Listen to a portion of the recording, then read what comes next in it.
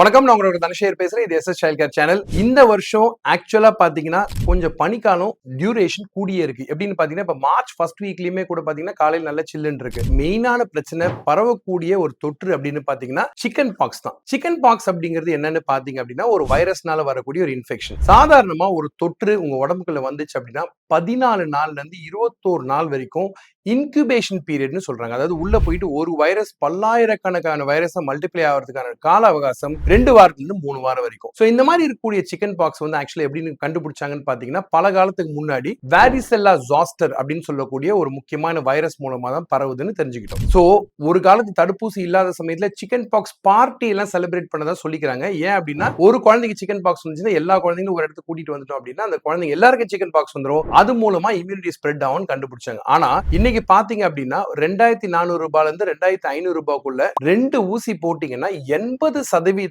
Chances உங்க குழந்தைக்கு chicken box வராம தடுக்கலாம் அப்படிங்கறது அறிவியல் கூற்று மற்றும் உண்மை. ஒவ்வொரு நாட்டிலையும் ஒவ்வொரு ரெக்கமெண்டேஷன் இருந்தாலும் இந்தியாவை பொறுத்த மாட்டில பாத்தீங்க அப்படின்னா சிக்கன் பாக்ஸ் வந்து 2 டோஸ் கொடுக்க சொல்றாங்க. முதல் டோஸ் வந்து 15 மாசத்துல கொடுக்க சொல்றாங்க. ரெண்டாவது டோஸ் எப்ப கொடுக்குறோம்னு பாத்தீங்கன்னா 15ஆம் மாசம் போட்ட ஊசிக்கு அப்புறமா 3ல இருந்து 6 மாசம் கழிச்சு செகண்ட் டோஸ் போடலாம். சோ 2 வயசுக்குள்ளேயே எல்லா டோஸும் கம்ப்ளீட் ஆயிரும். அப்படி இல்லங்கிற பட்சத்துல ஆக்சுவலா பாத்தீங்கன்னா 4ல இருந்து 6 வயசுக்குள்ளார செகண்ட் டோஸ் போடலாம். என்னுடைய பர்சனல் ரெக்கமெண்டேஷன் செகண்ட் பர்த்டேக்கு முன்னாடி 2 டோஸையும் போட்டுறதுதான். சோ இந்த சிக்கன் பாக்ஸ் அப்படின்னு சொல்லிட்டீங்களே டாக்டர், என்ன அவ்வளவு பெரிய கொடிய வியாதி அப்படின்னு கேட்டீங்கன்னா முதல் விஷயம் என்னன்னு கேட்டீங்கன்னா கவர்மெண்ட்ல இந்த வேக்சின் போடுறது கிடையாது. பிரைவேட்ல மட்டும் தான் போடுறாங்க. சோ இது வந்து ஆக்சுவலா பிசினஸ்க்காகவோ ஆதாயத்துக்காகவோ சொல்றது இல்ல, உங்க குழந்தைங்களோட நன்மைக்காக சொல்றேன். ரெண்டாவது விஷயம் என்னன்னு பாத்தீங்கன்னா சிக்கன் பாக்ஸ் வந்துச்சு அப்படின்னா சிக்கன் பாக்ஸ் வந்த உடனே போறது கிடையாது. உங்களுக்கு தெரியும் பயங்கர ஹை ஃபீவரோட தலையில ஆரம்பிச்சு கால் வரைக்கும் கொப்பளமா ரேஷ் வந்து அதுக்கப்புறம் தான் தானா சரியாகும். சோ இந்த சிக்கன் பாக்ஸ் ரேஷை பொறுத்த வரைக்கும் இன்ஃபெக்ஷன் வந்துருச்சு போயிடுச்சு அப்படின்னா லைஃப் லாங் உங்களுக்கு இம்யூனிட்டி இருக்கும், மறுக்கா சிக்கன் பாக்ஸ் வராது. ஆனா